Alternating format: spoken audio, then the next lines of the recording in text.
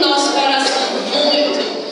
E principalmente Efésios 6, a partir do versículo 13, que diz: portanto, tomai toda a armadura de Deus, para que possais resistir no dia do mal, e depois de teres vencido tudo, permanecei inabaláveis.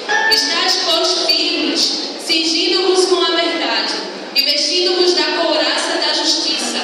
Calçai os pés com a preparação do evangelho da paz, embraçando sempre o escudo da fé, com o qual podereis apagar todos os dardos inflamados do maligno.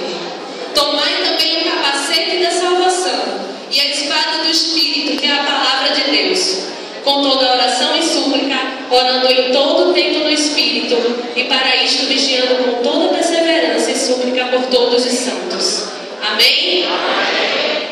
Nunca saia da sua casa sem vestir a armadura do Senhor.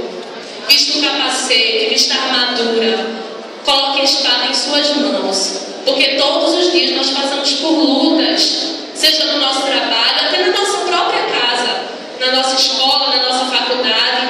Então precisamos estar preparados, irmãos. Precisamos nos vestir da armadura e vencer a batalha. Em nome de Jesus. Amém. Amém.